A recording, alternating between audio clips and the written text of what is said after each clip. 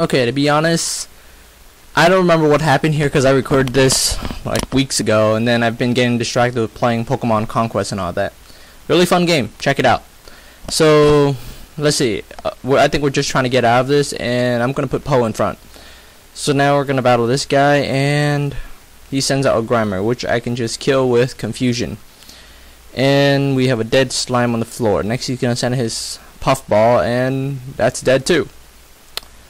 And we can keep trying to get out of here. And that's it. So next is to head back to Sifco, I believe, to finally clear that tower. And Slowbro is going to be our main eventer for that. And let's see. Oh god, I need to get Fly soon. Walking is horrible. So I figure might as well try to go through Saffron City, because, you know, direct path. I figure it will be shorter, but I don't really have anything to do in Saffron, so yeah, I don't know why I went back. It's just okay. So now I'm past 6, bump into the Mohawk guy again, and speed run to Lavender Town with a creepy music. So we can finally clear this Pokemon Tower, and now we're gonna battle Gary Oak. I don't even know what I named him. It's been so long. So let's see. So Reborn. I named him Reborn. So we're gonna battle this guy. He's gonna send out Crobat versus my Brobat. I'm gonna confuse Ray his little bat. It's gonna substitute. And what are you doing? Why is he playing with like a now we have confused bat on the field, just running around. And of course I'm the first one to hit himself in confusion, and he's breaking through all of these hacks. So that's not working out well for me, and I almost lost my Crobat.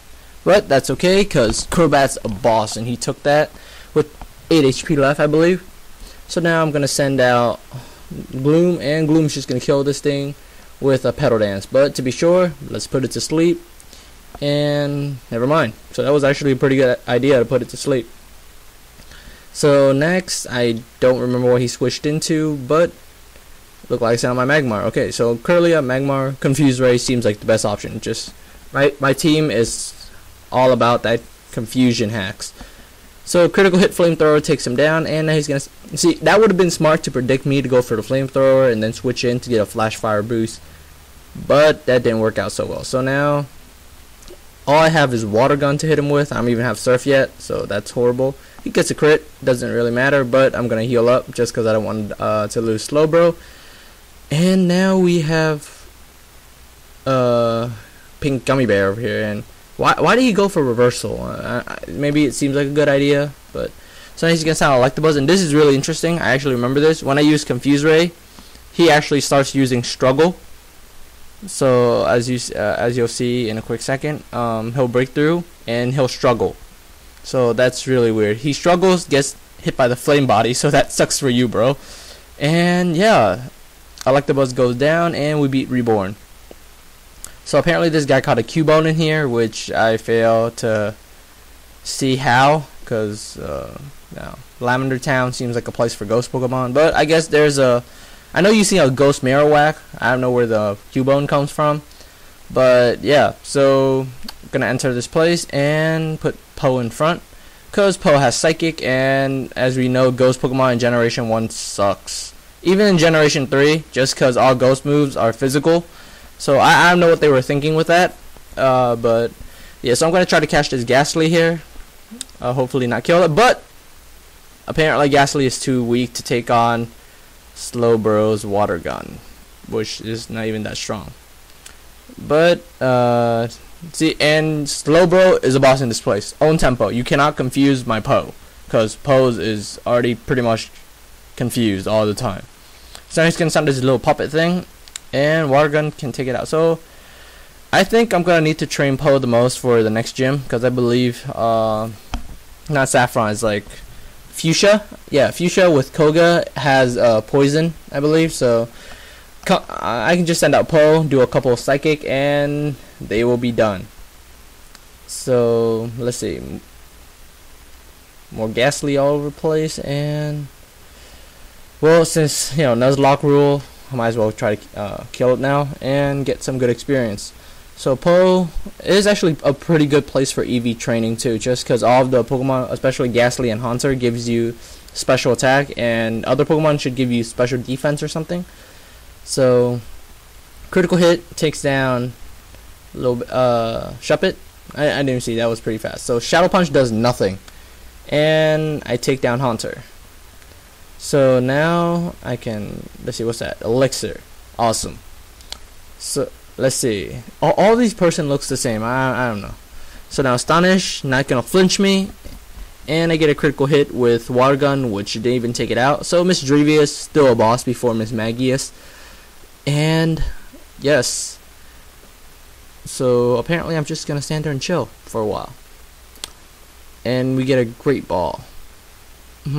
So this is actually a really bad idea, just because I'm going back through this and I don't remember what happened like 2 or 3 weeks ago when this part actually happened.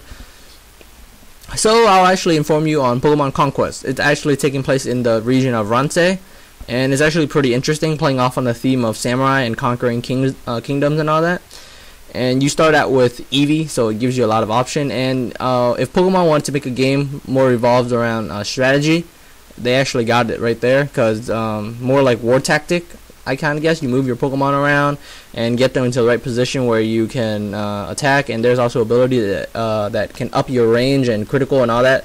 So it's actually a really good new take on Pokemon. I really enjoyed it. I'm actually on the last part right now, and after a while, when you get bored of training, you kind of just start using more of your strategy to beat stronger opponents and all that. And yeah, it's actually really fun, just because there are a couple starters you can catch, and it's more interesting in a way than just me running through and then clicking attacks and overpowering. Because the only Pokemon you get in that game, I still use the starter they give you, Eevee, and Eevee's only attack is Quick Attack, which is stabbed and all that, but not that strong in general. But making use of Eevee's stab and range motion and with your warrior ability to boost it up, it really becomes a good strategy game.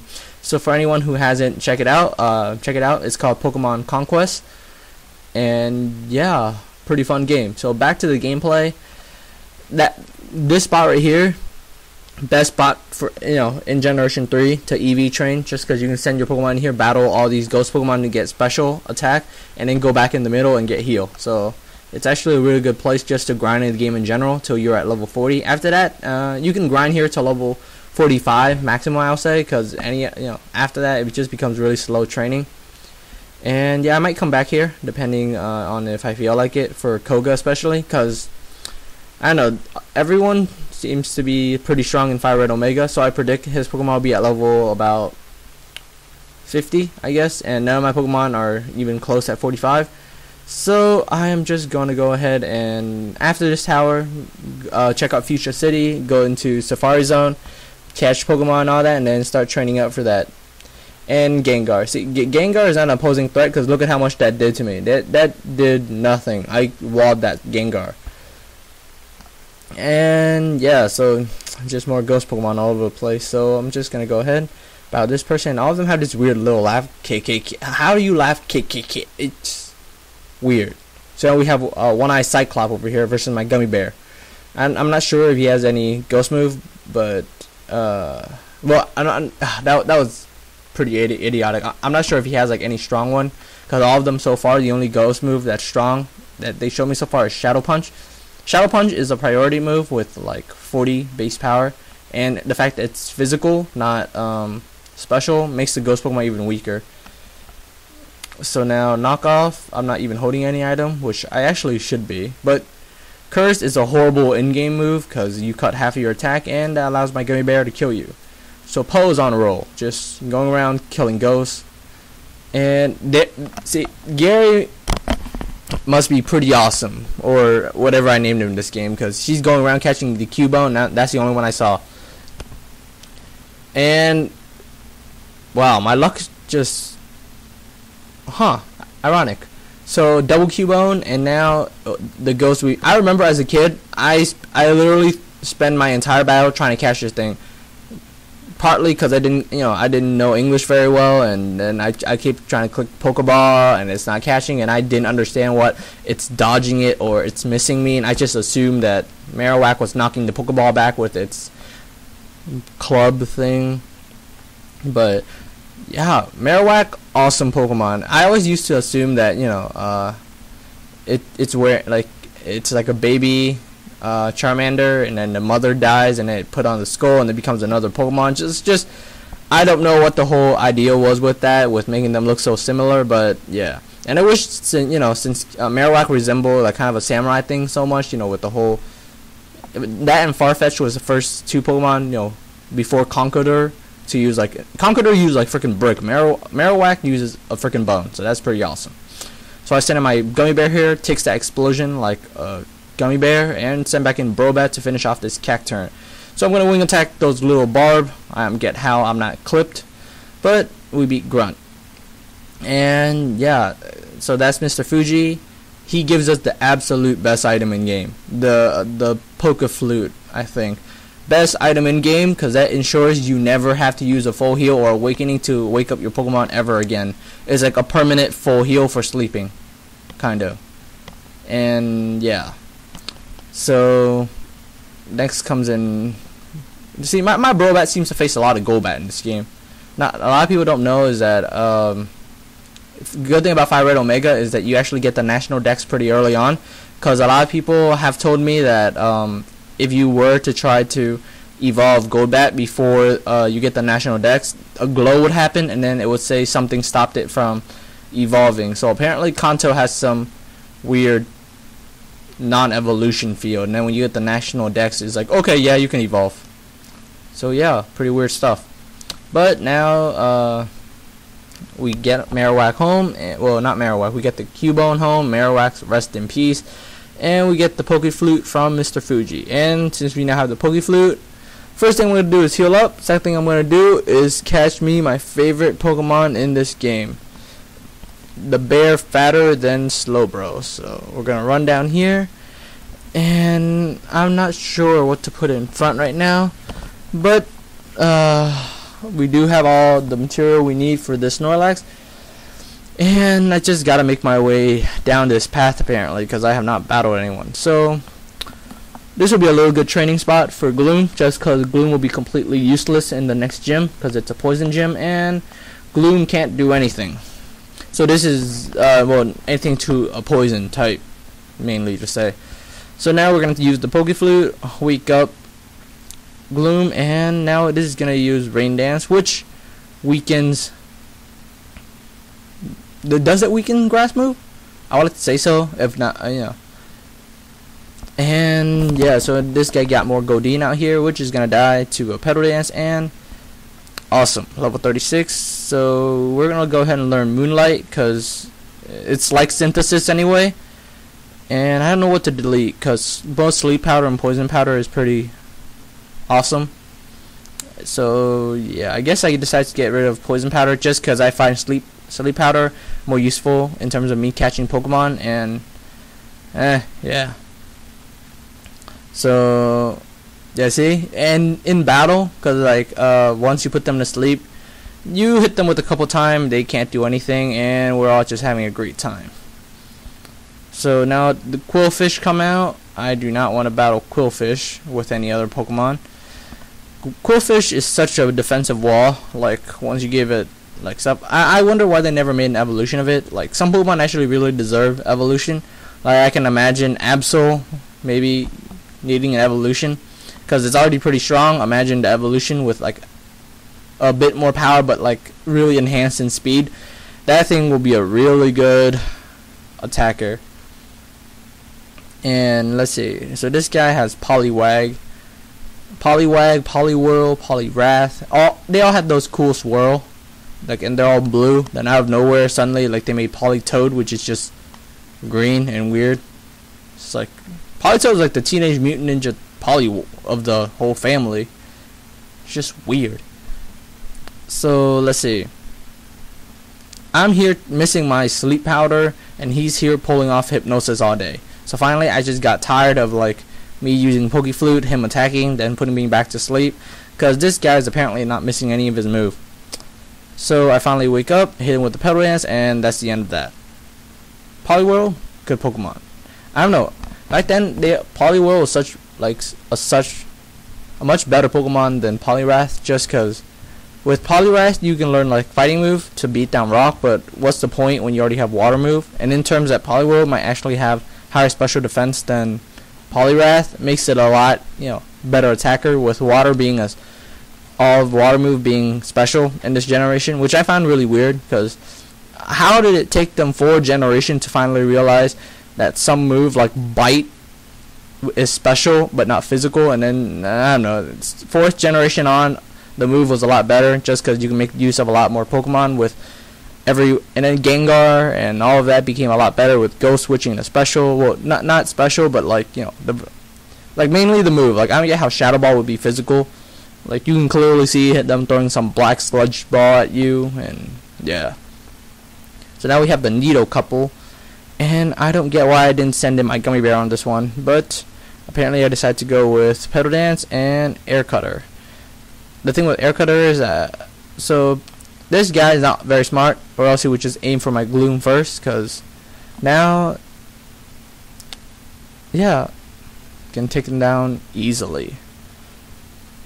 So that's the end of that, and we are finally near to slow Snorlax. Oh god, I'm getting myself confused now. So Fat Bear over here, I'm gonna catch it probably now. I was thinking I would save it for the next episode, but apparently might as well end this episode on a good note. Put it to sleep and then waste that, because I know Snorlax has that Chesto Berry. So even in battle, I don't want to lose any of my Pokemon right here, so gonna switch out of Poe, because Poe can actually take these hit pretty well, and now I'm gonna try to get him to confuse and hit himself. But Snorlax is pulling out all the hacks on me with those body slam. Such a good move for Snorlax. So gonna use Lemonade, get Poe back up, and he uses Snore for some reason. So yeah, so now I'm gonna try to headbutt, but then I realize, fail on my part, I'm slower than him, so the flinch hack's not gonna happen. Then fail on my part again, he goes into sleeping, so I can't even confuse him. So as a kid, I never noticed this, but sleep with rest always lasts for 2 turns, so you always know when to use Snore and when to stop using it. But one Great Ball is going to catch the Snorlax, and that's pretty awesome, because Snorlax is one of the best physical attacker in Generation 1. And we can name this thing, God, I don't know what to name it.